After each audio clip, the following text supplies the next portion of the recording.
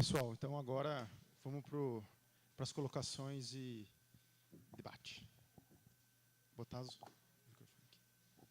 Aí quem quiser fazer a pergunta, por favor, já vem aqui para filmar aqui. Bom dia a todos. Sou Carlos Botaz, bom dia à mesa.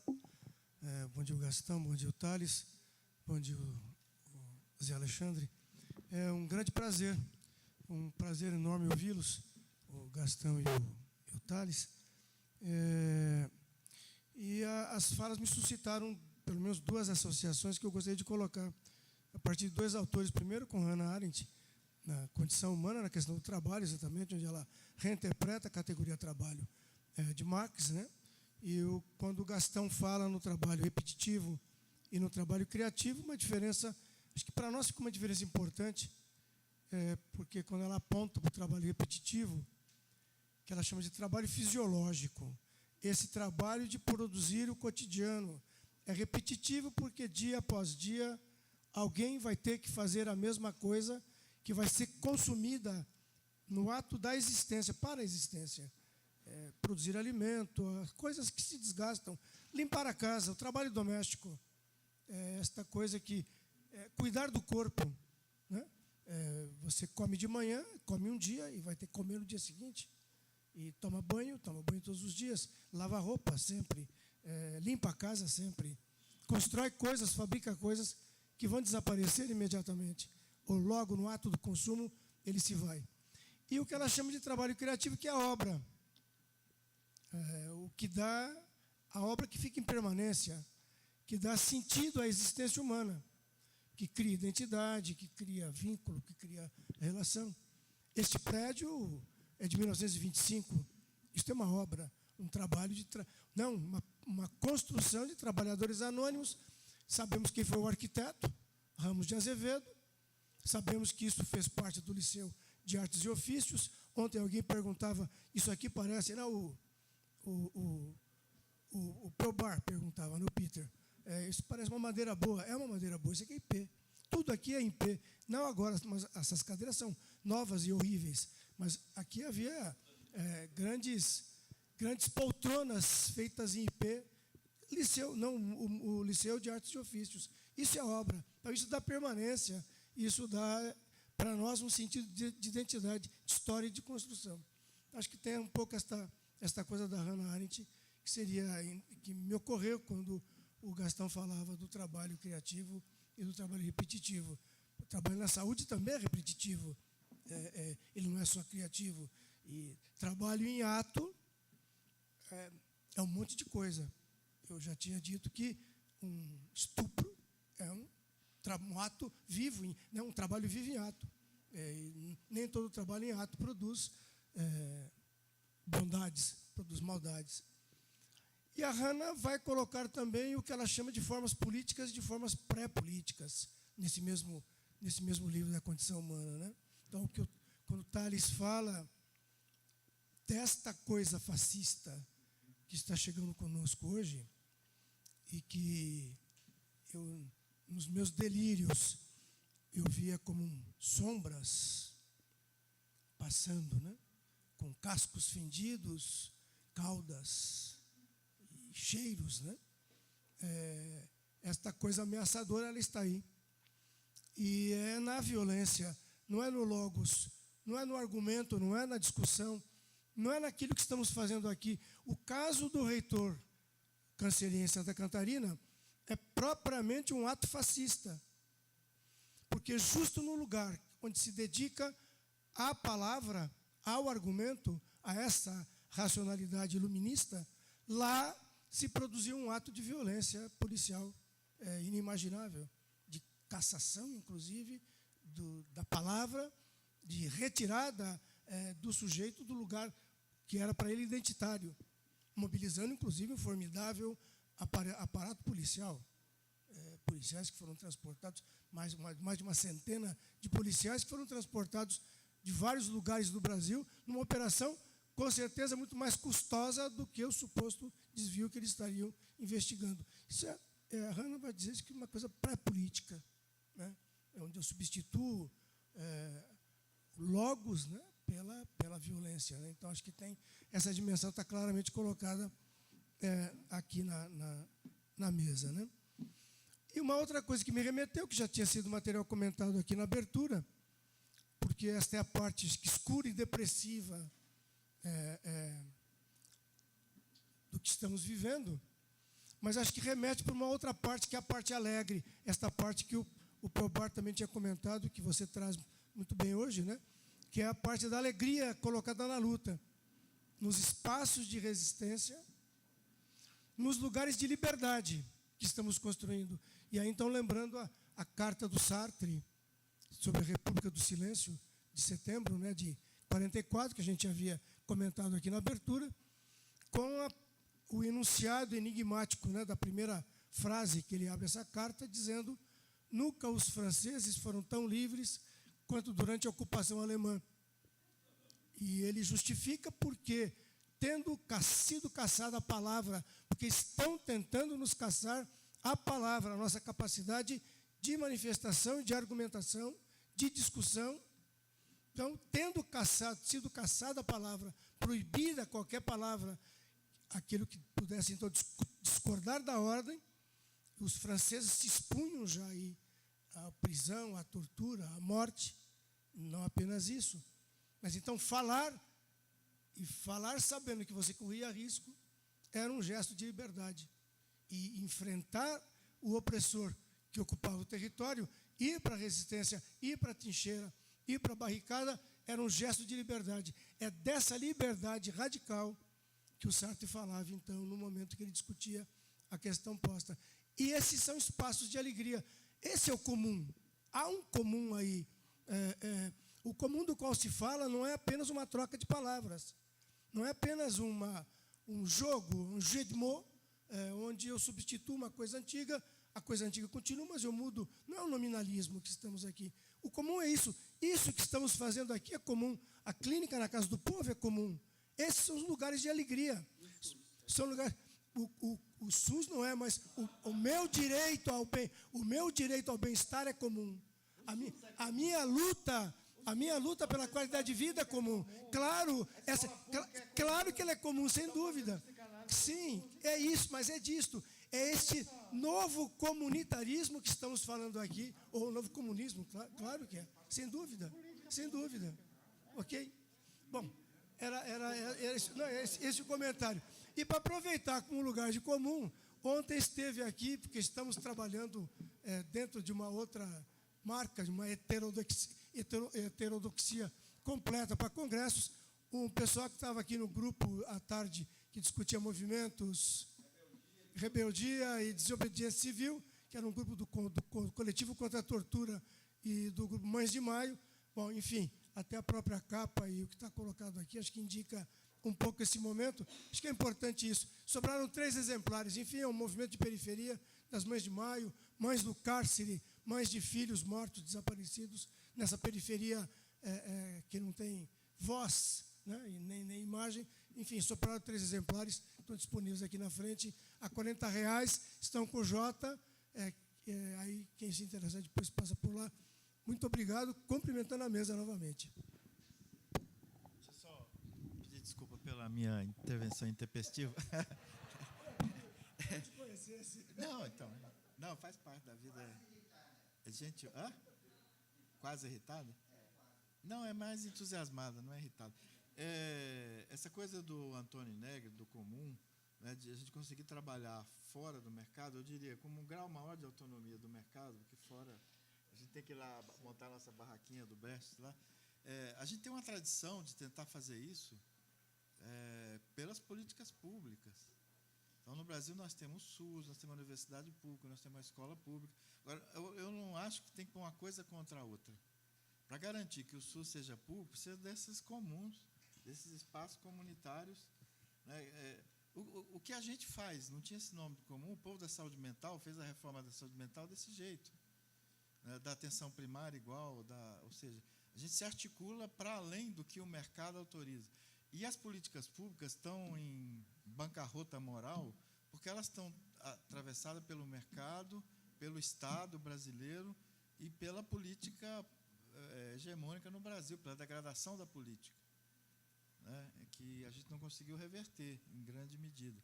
Mas eu continuo apostando nas políticas públicas como espaço comum também. E, se vamos chamar todos esses movimentos de base de comum, vamos chamar. Não é comunismo, cara. É que o neoliberalismo produz esse espírito comunitário, produz rebelião, produz solidariedade, produziu social-democracia, produziu trabalhismo na história, que fez um monte de coisa, produziu o comunismo. Não produz só o que eles... Sabe, eu acho que essa... Mas, enfim, a gente dizer, gente, vamos nos organizar onde for possível, fazer fora do mercado, tá? Mas a pergunta que fica é o seguinte, dá para salvar o SUS? Dá para salvar a escola pública? Do mercado, do Estado? Eu estou falando demais. Então, sim.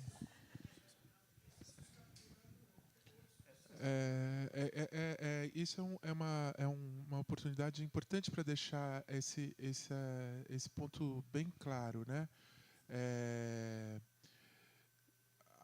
A nossa esperança fundamental como cidadãos é que o Estado, que é o nosso pacto político comum e maior, né, por onde passa a mediação de toda a reflexão social, coletiva e comum, né, sobre o sentido do Estado, que nos pertence, não pertence a uma classe, não pertence a uma empresa, não pertence ao poder corrupto que destrói esse espaço. O Estado nos pertence, né? Na verdade, é uma instituição de mediação para os interesses do comum. Isso que deveria ser o Estado. Portanto, é evidente e é claro que é o Estado que deveria responder por essas produções. Mas o Estado está sob o assalto neoliberal desde os anos 90. Está sendo esvaziado na sua política do comum, né? Essa é uma realidade. E aí se produzem outras respostas possíveis, né? Nós não podemos abrir mão das políticas públicas, né? Não podemos abrir mão das políticas públicas, não podemos abrir mão da nossa organização complexa em partidos políticos que avancem a proposição das políticas públicas. E que é um problema muito complexo, porque a globalização do capitalismo tem tirado dos Estados nacionais, esvaziado dos Estados nacionais, o direito à produção das suas políticas públicas. É assim na Grécia, é assim no Brasil. O jogo do capitalismo globalizado financeiro, o resultado final é uma espécie de anemia dos Estados nacionais, né, que são só caixas vazias de reprodução e de legislação dos interesses, dos investimentos e dos desinvestimentos do grande capital global em realidades nacionais. E as elites locais a serviço disso, né, e aí uma ideologia, aí vem o fascismo num nível macro, né, para embaralhar exatamente as políticas de público e de comum na vida, e de exigência de público e de comum na vida, para nos confundir. Nós não tínhamos que estar discutindo a mentira e a falsificação de artistas pedófilos que não existem. E veja como é perverso esses mecanismos que não são racionais, mas são produtivos. Fazem política. Veja como é perverso. A gente aqui está discutindo o SUS. A gente aqui está discutindo a escola pública. A qualificação dos nossos espaços de produção, de existência. É isso que a gente aqui está discutindo. Está fora de discussão. Tem os malucos pautando fechar museu. Um museu de arte moderna, que tem 70 anos. Os caras querem fechar o museu de arte moderna. Olha onde chegamos. Querem liberar que o Brasil não passa pela mediação dos direitos humanos. Vocês sabem o que significa isso, né? Não ter direitos humanos. Significa extermínio, violência, tortura. É o direito à violência direta. É isso. Né? É isso. Né? Então, Nós precisamos do público, precisamos do Estado, precisamos das políticas públicas, né? E ações como essa, elas são interessantes, elas são prototípicas, ações como essas que os psicanalistas estão fazendo, elas são alternativas e elas criam algum grau de terceira via de produção, nem Estado, nem mercado, que é de maior interesse, um pouco anarquistas, que é de maior interesse como fonte de possibilidades, né? Como fonte de possibilidades. Mas elas também são reações de um certo desespero, né? De um certo desespero, dado o recuo violento e político do público, né?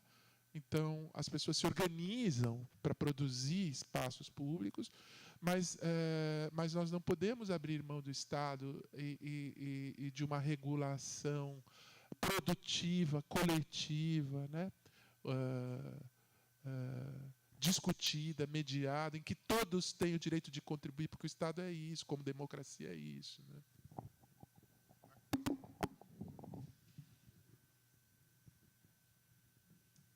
Bom dia, Gastão. Bom dia, Thales, JA. Bom dia a todo mundo. Meu nome é Marco, professor da escola. Li certa vez, a conferir, logicamente, que Jean-Paul Sartre diz que o homem de Freud deseja, mas não trabalha, o homem de Marx trabalha, mas não deseja. E, de alguma forma, Thales estava dizendo que professores, filósofos, psicanalistas e poetas podem desejar e trabalhar, né? Fiquei pensando nos outros que não são poetas, psicanalistas, professores e poetas, né? Como que a gente pode pensar essa questão do desejo, né, de outra forma? E aí fiquei pensando também, por exemplo, eu sou professor dessa casa há 4 anos e tenho sofrido muito. E aí eu fico pensando que um jeito de fazer coisa bacana é se eu fizer um trabalho voluntário. Quer dizer, como é que eu posso, de alguma forma, voltar a ser feliz nesse espaço que, de alguma forma, com a lógica que ele está organizado, me oprime, me insatisfaz, né? Quer dizer, a única saída minha é fazer um trabalho voluntário, é porque eu sou professor, então eu posso. Às vezes poeta, de vez em quando filósofo e psicanalista, tentei, mas não consegui. E aí, brincando agora, terminando, o seu trabalho mais anarquista é fazer psicanálise com judeu no sábado, né? Os caras estão abrindo mão do Shabat. É bem revolucionário isso, né? Então, tá, é um pouco essa brincadeira aqui dos desejos, do trabalho. Vamos fazer mais algumas outras perguntas, pessoal?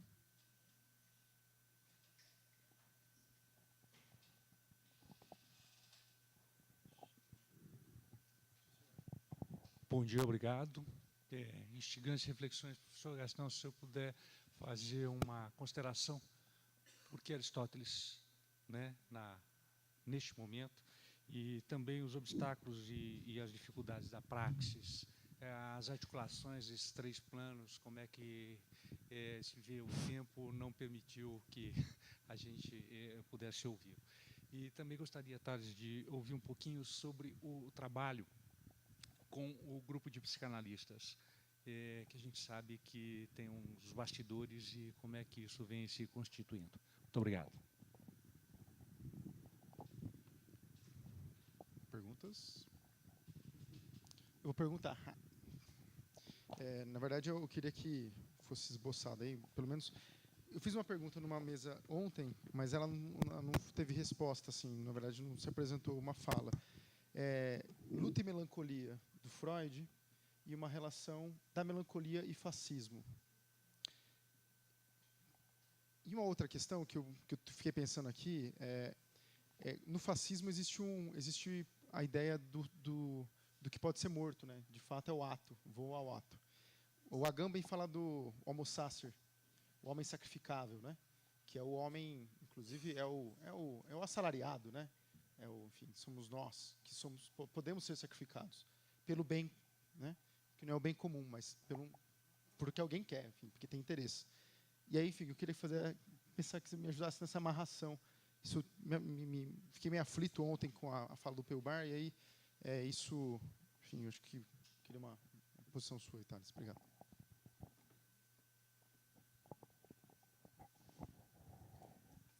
Falo?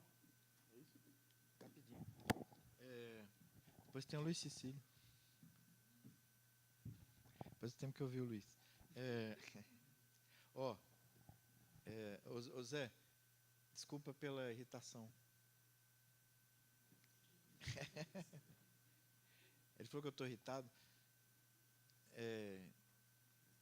Hã? Não faz de ser não. Não sei não. Quase. Muito obrigado, Zé. Isso é um verdadeiro amigo. Cutuca, mas dá uma saída. Obrigado, Zé.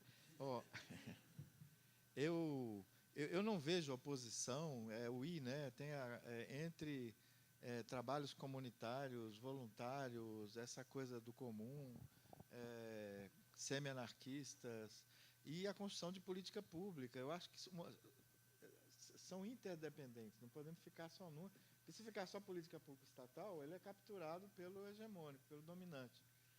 O SUS, o que vale a pena no SUS é que, apesar do hegemônico, da indústria farmacêutica, da política degradada, tem muito movimento de baixo para cima. A gente faz muito barulho, a gente não se rende, a gente não desiste até agora. Está ficando cansativo.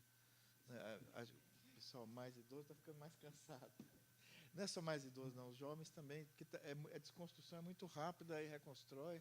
Enfim, então acho que essas duas coisas estão ligadas. Eu acho que não tem a ver com uma oposição, né? Enfim, desculpa. Sobre os obstáculos e dificuldades, é um pouco isso.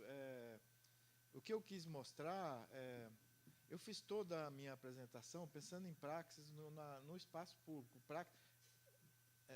Não é que como construção do espaço público. A praxis é esse movimento de construção, a galinha e o ovo junto ao mesmo tempo, né? Ou seja, nós não vamos ter política pública se os trabalhadores e a sociedade não tiver esse tipo de relação,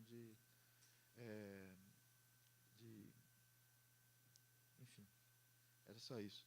Ele perguntou por que Aristóteles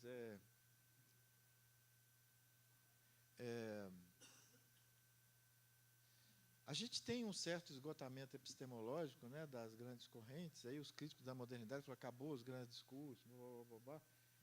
Eu acho que jogaram fora a tradição muito importante como a da psicanálise, a própria biomedicina, da fisioterapia, a popular, enfim. Então, eu acho que eu ando fazendo um esforço, faz uns 30 anos, de ser transparadigmático, de trabalhar a partir dos problemas, a partir dos desafios, de descobrir potência, sabe? Que potência que tem. Eu sou um psicanalista selvagem, né? Clínica ampliada. A gente fala em psicossocial, sem psicanálise, sem inconsciente, sem essa tradição, é primário. Agora, ficar só com a psicanálise também não dá mais. Né? Para quem é psicanalista, até que dá. Eu também gosto muito do Winnicott, né? Mas como é que a gente aplica o Balint? Né? Como é que a gente leva a psicanálise para a atenção primária, para o espaço público, e não o setting tradicional? Então, acho que há esse esforço, essa inversão que vocês estão fazendo. Deixa eu parar de falar. Nós tivemos um caso lá, rapidinho, lá onde? Na atenção primária, né? Eu dou aula lá na saúde da família e tal. Uma senhora de 28 anos, mãe de 2 filhos, diabética, que não usava, o médico e a enfermeira preocupada, que não tinha adesão, brigando, não sei o quê, blá, blá, blá, blá. Enfim. E aí a equipe multiprofissional, vou fazer uma intervenção, eu sei que eles montam um grupo de psicólogo, residente de saúde da família, mulheres, tudo mulher. A enfermeira, que passa a atender essa mulher, ela não queria ir em psicólogo, psiquiatra, tinha dado remédios. Um grupo passa a atender a pessoa. Eu falei para eles, vocês fizeram uma inversão total, não com a radicalidade que vocês estão fazendo. Vocês criaram um grupo de profissionais para atender uma pessoa grave. Ela era vítima de violência, do marido, do padrasto, tinha uma história complicada, nunca tinha falado com ninguém, enfim. Mas, ou seja, então eu acho que essa radicalidade, até porque o Brasil é meio esculhambado, dentro do Estado também é possível. O grau de controle que esses fascistas têm não é tão grande, eles estão tentando aumentar. A gente tem espaço, eles estão querendo diminuir na universidade pública, no SUS, né? E a luta contra o fascismo passa por, primeiro, a gente afastar o fascismo da maioria da população. tem discutido assim muito dependência química. A gente está criando uma discussão, a gente pega o grupo mais vulnerável, mais visível, que é morador de rua. Só que 95%, 97% dos dependentes químicos não são moradores de rua. Alcoólatras, crack, inclusive crack. Tem uso social, né? O tal do junk lá, a caricatura, é a minoria em todas as dependências. Então, eu penso isso do ponto de vista de política também. O SUS, gente, é para os brasileiros todos, ou pelo menos 90% dos brasileiros. Nós temos que ter um projeto. Tem os pastores evangélicos, tem os evangélicos. Hoje eu falei sobre os evangélicos. Eu também quero entender esse outro. Que movimento é esse? Não quero demonizar os evangélicos. Aliás, porque eu tenho apanhado muito das minhas alunas, que a gente faz roda, tem várias alunas evangélicas que falam: professor, o senhor tem um preconceito. Eu não sou assim, minha família não é assim. Na nossa igreja tem vida inteligente, tem discussão. O nosso aluno, nós fizemos uma pesquisa, estimulados assim, fizemos um questionário nos bairros onde a gente está, com a população evangélica, perguntando quem é a favor do SUS. 96%, porque a maioria dos evangélicos são negros e pobres, são da periferia. E que precisa do SUS, usa o SUS, gosta do SUS, são contra o aborto, mas são a favor do SUS. Então, tem uma aliança grande, vamos continuar falando sobre o aborto. Né? Ou seja, é a favor de um espaço público que não quer. Eu falei, então não vota em quem o pastor mandar sem perguntar se é contra ou a favor do direito à saúde, do SUS. Pergunta. Hoje em dia a gente pode perguntar por e-mail, por telefone, pergunta, não vote. Estão lascando a vida de vocês, enfim. Então, eu quero compartilhar com vocês, para a gente não entrar num fechamento espelhativo, não, especular com os fascistas, sabe? Quem não é fascista para defender, que a gente não caia nesse jogo. A minha fala aqui muito foi isso, vocês viram hoje, né? Assim, obrigado.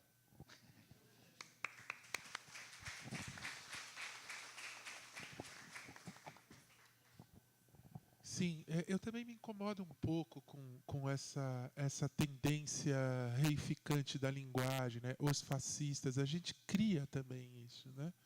A gente também cria uma duplicidade imaginária em que a gente se purifica e que o outro, né? Isso é um processo fácil, né? Que a própria linguagem cria, né? Então, assim, esses movimentos violentos, antidemocráticos estão aí, mas eles também são eles também são frágeis na sua verdade. Eles precisam da sua ação pública e a força do processo democrático brasileiro é real, não é? Tudo bem, houve aí uma organização política complexa, olhando pela macropolítica, que rasgou uma eleição com 54 milhões de votos.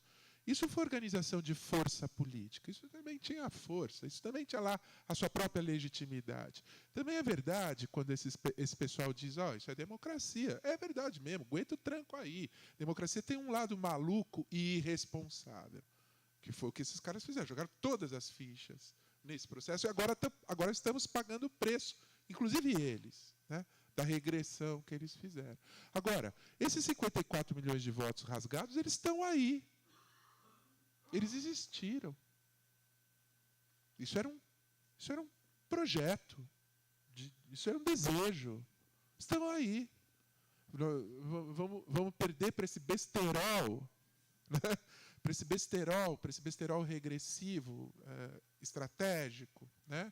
Que no momento está politicamente animado, mas é um besterol, né? É de fato um besterol, né? Então, acho importante, sim, a gente exercitar um sujeito não autoritário em todas as nossas ações, como o professor acabou de dizer, né? Tem duas questões aqui. O trabalho com o grupo de psicanalistas, né? Sobre... enfim, realmente é um trabalho complexo, né? Quer dizer, você falou dos bastidores, né? Porque aí nós temos um trabalho em que o método psicanalítico, né, que é essencialmente a escuta equiflutuante, né, mas que para nós também foi porque diz respeito ao inconsciente, né? O inconsciente é uma articulação associativa, né? O inconsciente não aparece na ordem reflexiva, ele aparece como uma ruptura associativa na ordem reflexiva. E a dimensão associativa é uma dimensão da produção de pensamento, não existe pensamento sem associativo. Acontece que o Freud teve essa ideia genial de que, pela ordem da produtividade associativa, você pode ver alguma coisa de formas que estão na fonte da associação. Formas que dão origem à associação, né? Você pode se aproximar dessas formas por esse aspecto paratático que é a associação, né? Então, a questão do método psicanalítico é sempre tentar se centrar no campo dessa produtividade que suspende a integridade racional, porque essa produtividade ela pensa surpreendentemente, né? Ela produz, né? E então o trabalho com os analistas é esse, né? Nós temos encontros todas as semanas, ou de 15 em 15 dias, ou todas as semanas, onde alguns dos pacientes que estão atendidos, também num processo associativo, é radicalmente o método psicanalítico em todas as facetas, porque só podia ser assim. Só podia ser assim. É uma hiperaposta no método psicanalítico. Alguns dos pacientes associativamente ocupam o espaço. E esses pacientes, então, são investigados pelos analistas. E é muito interessante, porque cada analista tem uma faceta daquele encontro. Os pacientes estão nos dando respostas sobre isso, dizendo, é muito interessante esse negócio de vocês, porque eu tenho a impressão que se fosse um de vocês que estivesse aqui, primeiro vocês são muito parecidos, não sei porquê. Talvez por isso que eu esteja falando, né? Porque somos portadores de um mesmo lugar. Né? É estranho, vocês são parecidos, são diferentes, mas são parecidos. Sim, nós temos uma posição do sentido. Essa posição é parecida. Né? E da produção, né? E com nós mesmos, inclusive, né? E eles dizem alguma coisa muito interessante sobre se fosse um de vocês, provavelmente, talvez eu ficasse travado, assim, sabe? Um negócio eu e você e eu, né? O contrário da musiquinha do Tim Maia, né? Porque eu ia ter que me repetir, eu não sei, eu tenho a impressão de que olha que coisa que esse cara está dizendo, que talvez a resistência e a repetição diga respeito a essa estrutura dual. Ele diz, quando vem você, depois vem a Anne, depois vem o Fabrício, depois vem a Luísa, depois vem o Ricardo, e eu tenho que inventar para cada um de vocês de novo quem eu sou, e eu não posso mais me repetir, porque não vou ficar me repetindo para mim mesmo. Então, esse negócio parece assim, mais, sei lá, parece que eu sou mais livre. Parece que eu sou mais livre. Então, são descobertas que a variação do setting com a estrutura original de razões da psicanálise produzem. Né? Produzem. Fora isso, é o nosso trabalho. Aí tem todas as tensões que todos os grupos têm. Né? A gente faz um esforço ali, né? Mas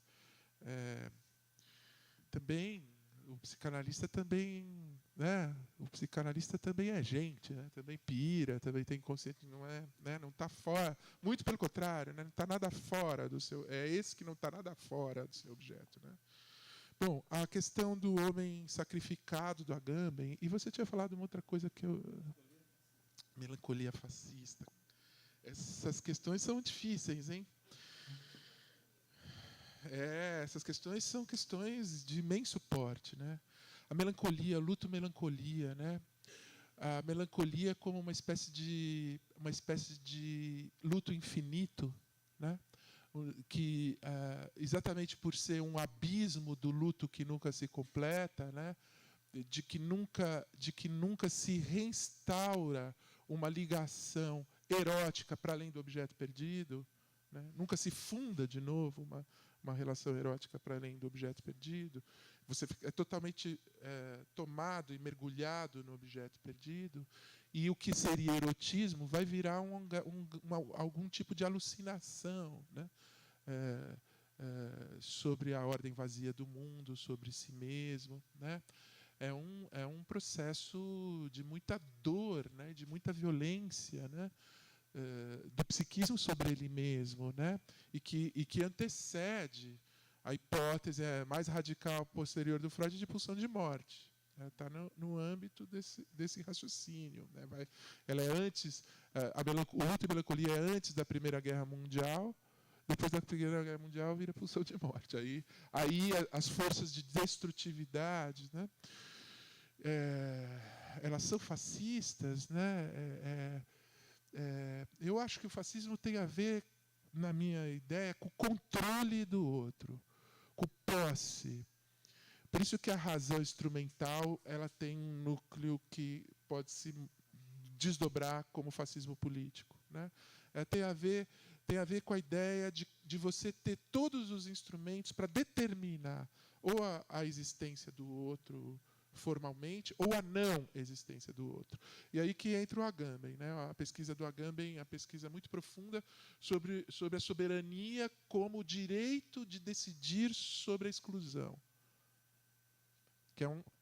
que é no plano o Agamben vai estudar isso no plano jurídico, na história do Ocidente, uma hipótese do Walter Benjamin, vai estudar isso nível toda a trama de como a institucionalidade jurídica mantém a ideia de um estado de exceção.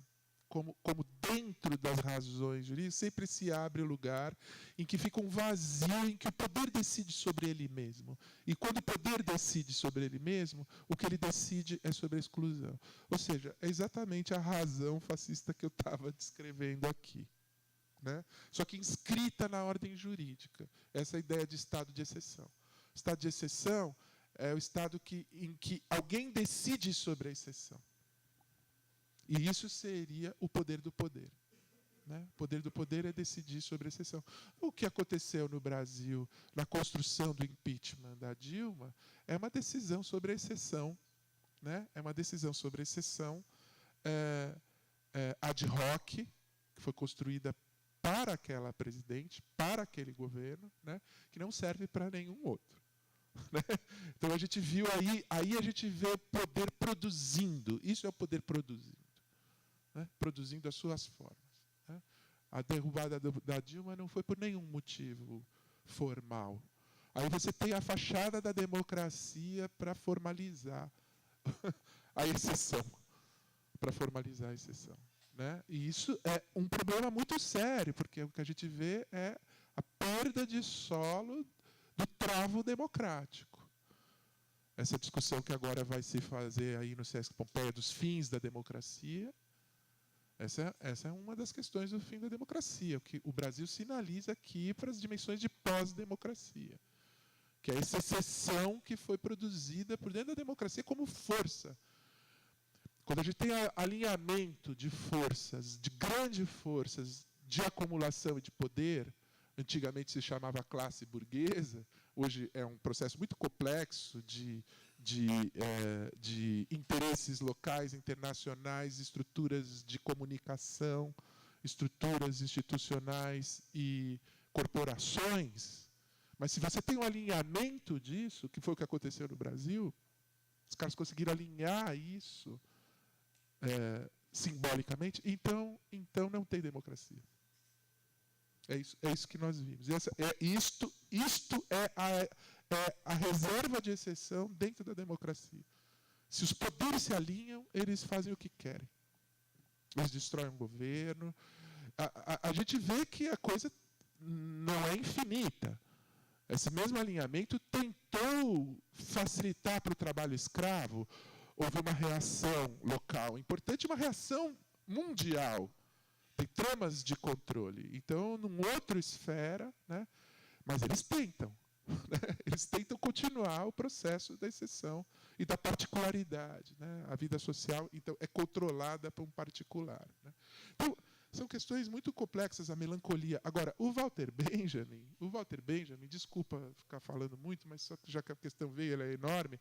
Walter Benjamin achava que o reconhecimento da derrota e do processo catastrófico da razão e da história ocidental, ou seja, a melancolia, né, que é toda a posição dos frankfurtianos, né, ela tinha uma força de recusa. Quer dizer, tem uma força de recusa na percepção de que o mundo não é como ele deveria ser, que é o trabalho crítico desses caras. Os frankfurtianos, eles mantêm aí, eles dizem, nós temos que recusar o mundo até no que ele é falso e violento, até o fim. Isto é a única razão que nós temos. Essa é a única verdade da razão. Então, esses caras tentam fazer a melancolia ser a própria potência política. A própria potência política.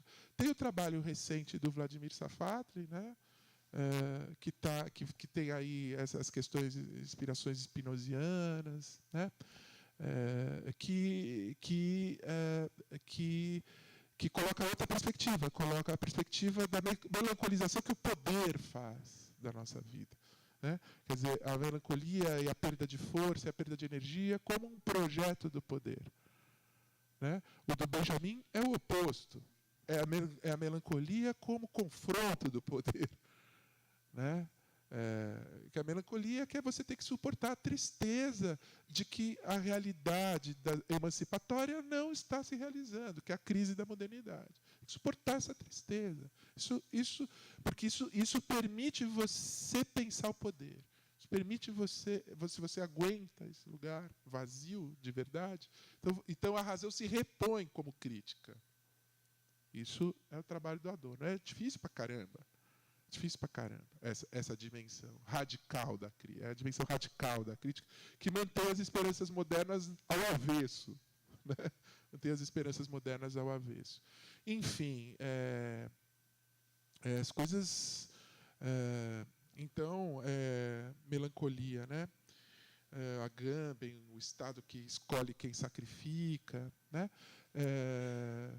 Bem, veja só, são dimensões de política tão complexas e tão ricas, né, que envolve o nosso ser por inteiro, né, a gente poderia dizer, né? São dimensões de intelecto e biopolítica, né, que nos convoca a tentar achar que os analistas estão nesse caldo de violência e estão tentando achar formas de produção não melancólicas, né, de diferença, né? Não melancólicas de diferença, porque nós também temos erotismo, né? Nós também temos, né? O Freud dizia que toda produção criadora, toda ligação, inclusive psíquica, né, e produção de obra e de arte, né, e de cultura e de obra é produção